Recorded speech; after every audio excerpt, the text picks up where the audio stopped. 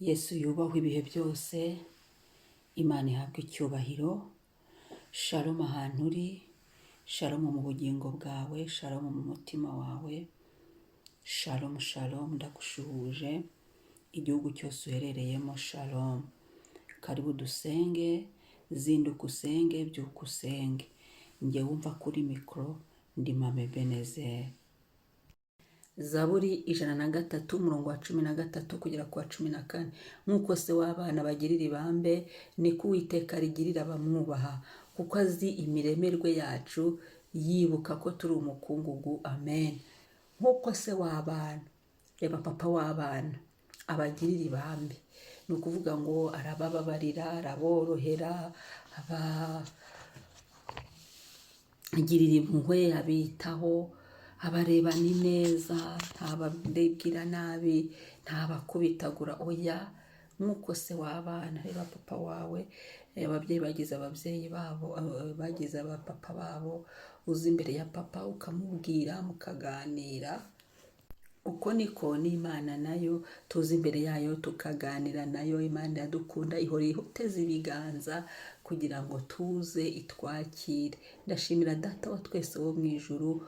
Rero ndagira ngo wibutse ngo uyu mwaka wemere kuba umwana, wemere kuba umwana, Imana ibe umubyeyi. Icyo ni icya mbere. Aho wari warahereye wemere kuba umwana, we havemo kwikakaza.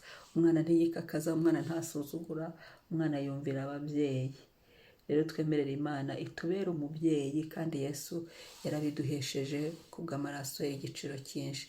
Ngo ni Uwiteka rigirira abamwubaha.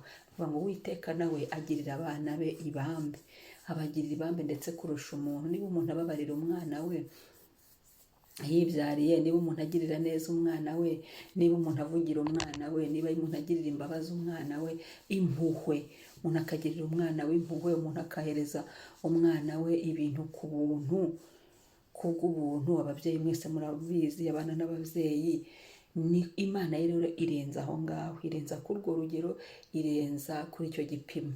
Uko niko azi imiremerwe yacu. Imana irazi uko turemye, ko turemye mu mukungugu, ko nta gihe umuntu ananirwa, ko umuntu aruha, ko umuntu hari aho bidakunda. Nyine imbaraga z'umuntu hari aho zirangirira, ko twambaye umubiri.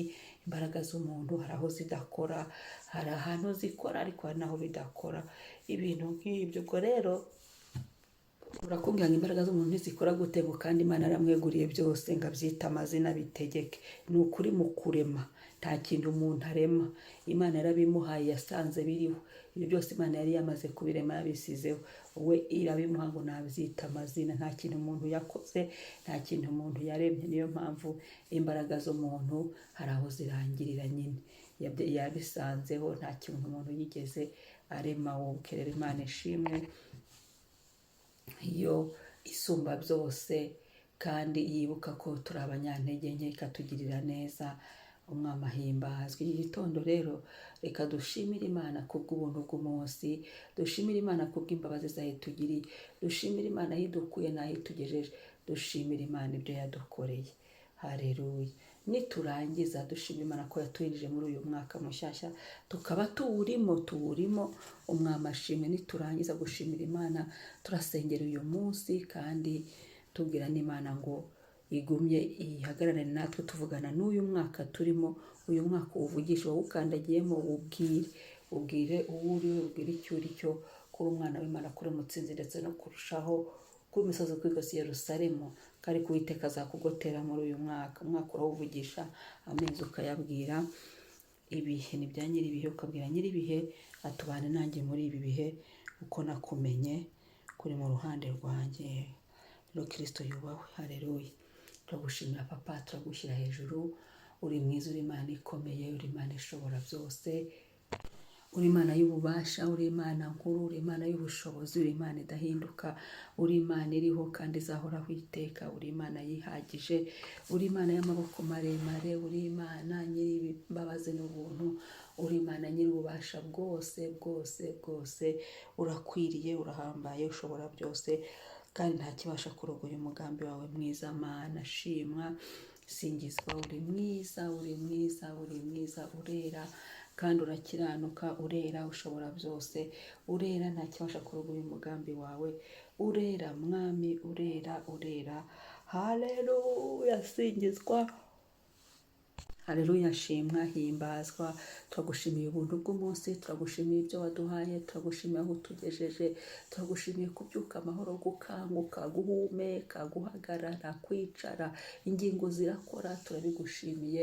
Nusingizwe mwami, nusingizwe. Uyu munsi turambitse amaraso yawe mwami, wa munsi we maraso yese akuzenguruke, ibyo turi bukore byose, aho turi bujye, imbabazi z'Imana zomatane natwe, ibambe ry'Imana riradupfutse, riradutwikiriye mu nzira zacu zose, bitava ku Mana, bitwikwe nonaha, bitwikwe, bishye, bikongoke n'umwuka wera w'Imana, ubwami bwose bufungwe, ahubwo icyubahiro cyawe kizamuke mwami, ubuntu bwawe urushaho kumenyekana muri uku kwezi k'ubuntu. Utugirire ubuntu, utugirire ubuntu mwami, ungirire ubuntu. Umuntu wese twateranye umugirire ubuntu, mu izina rya Yesu Kristo, mu izina rya Yesu, mu izina rya Yesu. Ndagushimiye mwami, ndakwamamaje hafi na kure, ni wowe Mana. Muri uyu munsi twatuye amahoro, twatuye imbabazi, wakoze Yesu kuwuduha, twakiriye ubuntu bwose wagize muri uyu munsi. Turafunga ibitava ku Mana, turafungura ibyari bifunze, ibyacu bifunguke mu izina rya Yesu Kristo. Uwiteka uturinde, Uwiteka utugirire neza. Ndasenze mwami, mpagaze muri iri jambo, Zaburi 103 umurongo wa 13 kugera ku wa 14.